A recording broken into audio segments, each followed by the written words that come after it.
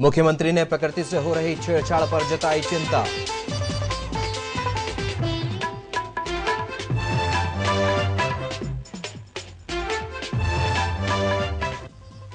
एटक के अधिवेशन में श्रमिकों से जुड़े मुद्दों पर हो रहा है विचार विमर्श।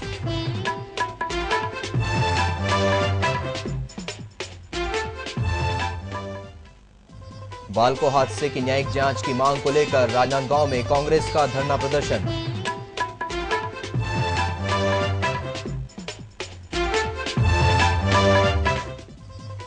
और 8वीं राज्य स्तरीय निशानेबाजी प्रतियोगिता में शूटर दिखा रहे हैं जौहर।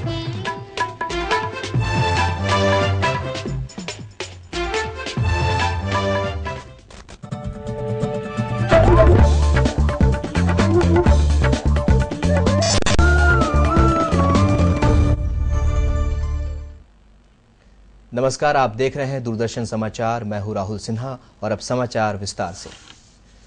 प्रकृति से हो रही छेड़छाड़ एक दिन विनाश का कारण हो सकती है। इसे रोकने के लिए कुदरत की ताकत को पहचानने और उसका रचनात्मक प्रयोग करने की जरूरत है। ये बात मुख्यमंत्री डॉक्टर रमन सिंह ने कल रायपुर में प्रजापिता ब्रह्मा कुमारी ईश्वरीय विश्वविद्यालय के वैश्विक महोत्सव को संबोधित करते हुए कही। उन्होंने कहा कि आध्यात्म, शांति, प्रेम, सद्भावना और सामाजिक समरसता से ही दुनिया में अमन चैन लाया जा सकता है।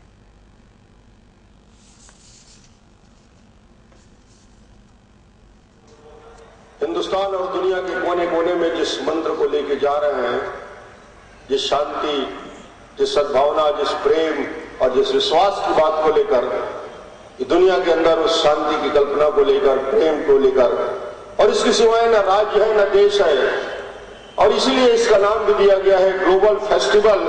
ये राष्ट्र के लिए, देश के लिए समर्पित है। महोत्सव में आध्यात्म पर आधारित नृत्य नाटिका और परिचर्चा भी आयोजित की गई।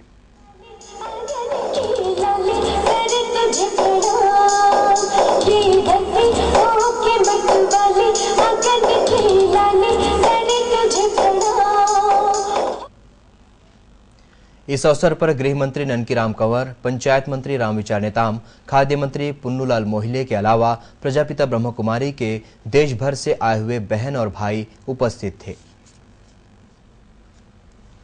All India trade union Congress AITUC के अधिवेशन में श्रम कानून, असंगठित मजदूरों के अधिकार, जॉब लॉस, निवेश और महंगाई जैसे मुद्दों पर मुख्य रूप से चर्चा की जा रही है। एटक का यह 3 दिवसीय अधिवेशन रायपुर के कालीबाड़ी सभागार में चल रहा है। इसका उद्घाटन राज्य एटक स्वागत समिति के अध्यक्ष पुरुषोत्तम कौशिक ने किया। इस मौके पर अपने संबोधन में श्री कौशिक ने कहा कि सरकार पूंजीवाद के रास्ते पर चल रही है। इससे देश में भ्रष्टाचार बढ़ा है और बिचौलियों को फायदा पहुंच रहा है। वहीं राज्य एटक स्वागत समिति के संयोजक डी के चटर्जी ने कहा कि बढ़ती महंगाई के कारण मजदूर वर्ग का जीना मुश्किल हो गया है। उन्होंने महंगाई और नियंत्रण के लिए कारगर कदम उठाने पर जोर दिया। एटक के इस तीसरे राज्य स्तरीय अधिवेशन में आज प्रतिनिधि सभा हुई। इसमें बालको चिमनी प्रकरण में दोषियों के खिलाफ कार्रवाई, ठेका कंपनी और वेदांत प्रबंधकों की गिरफ्तारी आदि मुद्दों पर चर्चा की गई। वहीं बालको हादसे की न्यायिक जांच की मांग को लेकर राजनांदगांव जिला कांग्रेस ने आज धरना प्रदर्शन किया। राजनांदगांव के जयस्तंभ चौक में किए गए इस 1 दिवसीय धरना प्रदर्शन में कांग्रेस पदाधिकारियों ने राज्य सरकार के खिलाफ नारेबाजी की।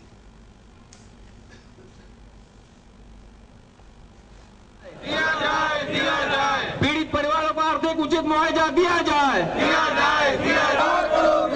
चिमनी कांड के गलत संरक्षण देने वालों को गिरफ्तार करो। पूर्व विधायक उदय मुदलियार ने दूरदर्शन समाचार से बात करते हुए बालको दुर्घटना के लिए प्रबंधन के साथ साथ राज्य सरकार को भी जिम्मेदार ठहराया। लाया गया, ये बहुत दुर्भाग्यजनक बात है कि कोई प्रदेश की सरकार दुर्घटना के बाद उस कंपनी के मैनेजमेंट को बचा रही है। सैकड़ों लोग घायल हुए, मरे, उसके बावजूद आज तक एक गिरफ्तारी नहीं हुई। इस धरना प्रदर्शन में पूर्व ऊर्जा मंत्री धनेश पाटिला, जिला अध्यक्ष रमेश राठौर सहित सभी मोर्चा संगठनों के पदाधिकारी और कार्यकर्ता शामिल हुए। खबरों का सिलसिला आगे भी जारी रहेगा। फिलहाल वक्त है एक छोटे से ब्रेक का।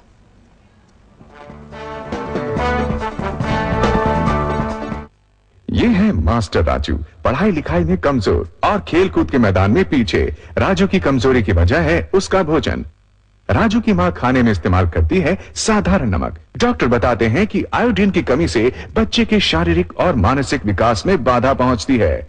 इसलिए आज ही अपनाएं शक्ति और बुद्धि का रक्षक आयोडीन नमक। एक व्यक्ति के लिए आयोडीन नमक का मासिक खर्च 1 कप चाय की कीमत से भी कम बैठता है। सवारी जिंदगी चुटकी भर नमक, आयोडीन नमक।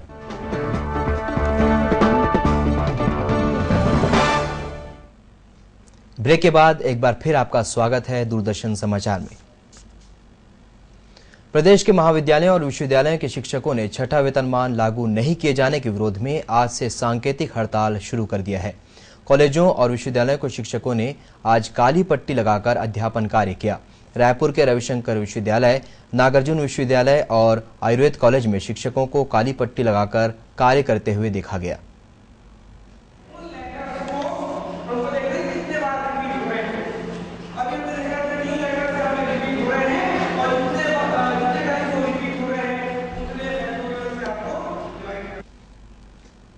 छत्तीसगढ़ महाविद्यालय और विश्वविद्यालयीन शिक्षक महासंघ के बैनर तले किए जा रहे इस आंदोलन के तहत शिक्षक इसी महीने की 10 तारीख तक काली पट्टी लगाकर कार्य करेंगे। संघ के अनुसार मांग पूरी होने तक आगे की रणनीति के अनुसार आंदोलन किया जाएगा। बाइक रेस के बाद अब राजधानीवासी निशानेबाजी देखकर रोमांचित हो रहे हैं। माना शूटिंग रेंज में 8वीं राज्य स्तरीय निशानेबाजी प्रतियोगिता कल से शुरू हुई। आज अभ्यास सत्र चला। कल से निशानेबाजों के बीच मुकाबले शुरू होंगे। इस प्रतियोगिता में महिला और पुरुष दोनों वर्गों के निशानेबाज भाग ले रहे हैं। प्रदेश राइफल शूटिंग संघ के महासचिव दुर्गेश वशिष्ठ ने बताया कि इसका आयोजन राज्य की प्रतिभाओं को राष्ट्रीय स्तर पर पहचान दिलाने के उद्देश्य से किया जा रहा है।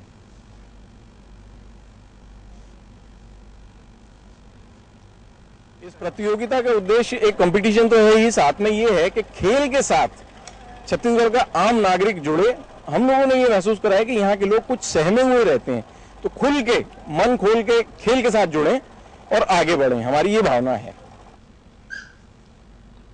इस स्पर्धा का उद्घाटन कल शाम राज्य के पुलिस महानिदेशक विश्व रंजन ने किया। इस मौके पर उन्होंने कहा कि खेलों के लिए जो मानसिक रूप से तैयार रहते हैं उनको ही सफलता मिलती है।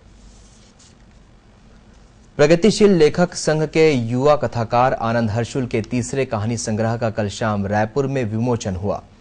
अधखाया फल नाम के इस कहानी संग्रह का विमोचन प्रगतिशील लेखक संघ की ओर से प्रसिद्ध कथाकार और लेखक काशीनाथ सिंह ने किया। राज्य पाठ्य पुस्तक निगम के अध्यक्ष सुभाष मिश्र ने आनंद हर्षुल द्वारा साहित्य के क्षेत्र में दिए गए योगदान पर प्रकाश डाला। कि भाषा शिल्प और उनका जो लेखन है उसको लेकर आनंद हर्षुल पूरे देश में अपनी अलग पहचान रखते हैं, और चूंकि वो हमारे प्रसिद्ध लेखक संघ के साथी हैं इसलिए आज हमने उनकी किताब का यहाँ लोकार्पण हुआ है। और लोकार्पण के बहाने हमने आनंद हर्षुल के पूरे कहानी संग्रह पर यहाँ पर चर्चा की है। इससे कहानीकार को समझने की एक नई दृष्टि लोगों के बीच में विकसित होगी। इस मौके पर आनंद हर्षुल की कहानी कैमरे की आंख का नाट्य रूपांतरण भी प्रस्तुत किया गया। इस नाटक का प्रकाश संयोजन देखते ही बन रहा था। के बीच रास्ता निकाल टेढ़ी मेढ़ी होकर बहेंगे, दूर से देखो तो नदी टुकड़ों में दिखाई देगी।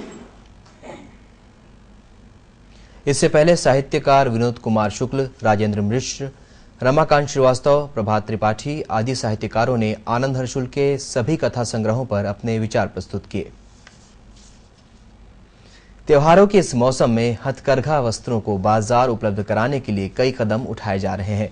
इसी सिलसिले में राजनांदगांव के सतनाम भवन में इन दिनों राज्य स्तरीय कोसा और कॉटन हथकरघा प्रदर्शनी सह विक्रय का आयोजन किया जा रहा है। राज्य हथकरघा और ग्रामोद्योग विभाग द्वारा लगाई गई ये प्रदर्शनी 8 अक्टूबर तक चलेगी।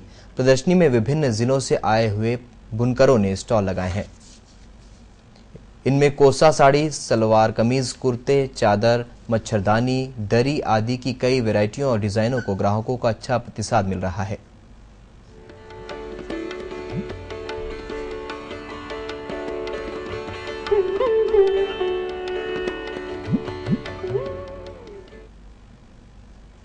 अभी कई तरह की वैरायटियां हैं। हर दुकानों की अपेक्षा यहाँ पे कुछ सस्ती मुझे लग रही है। वैरायटियां सहकारी बुनकरों से सम्मिलित हुई है, इसलिए मुझे थोड़ा अच्छा लग रहा है। यहाँ पे अगर बहुत अच्छा महसूस हुआ। वैसे यहाँ कोसा वस्त्र, सिंथेटिक कॉटन ये बहुत अच्छा है यहाँ का। यहाँ हम लोग वैसे हर वर्ष आते हैं, जिसमें यहाँ की क्वालिटी बहुत अच्छी है। हथकरघा विभाग के सहायक संचालक ने बताया कि गांधी जयंती से शुरू हुई इस प्रदर्शनी में ग्राहकों को 20% की छूट दी जा रही है। बीते 3 दिनों में यहां से करीब 3 लाख रुपए के कपड़ों की बिक्री हो चुकी है। अंत में मुख्य समाचार एक बार फिर। मुख्यमंत्री ने प्रकृति से हो रही छेड़छाड़ पर जताई चिंता।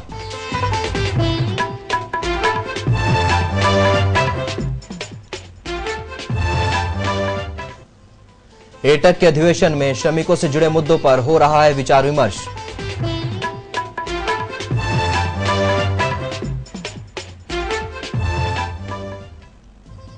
बालको हादसे की न्यायिक जांच की मांग को लेकर राजनांदगांव में कांग्रेस का धरना प्रदर्शन।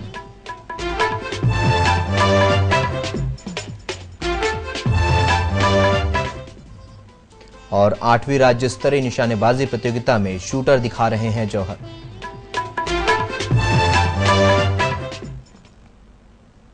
इसी के साथ ये समाचार बुलेटिन यहीं समाप्त हुआ। नमस्कार।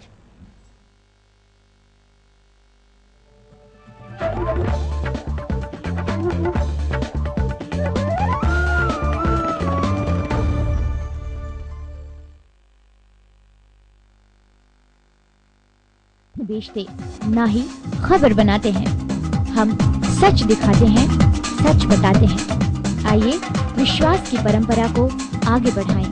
दूरदर्शन।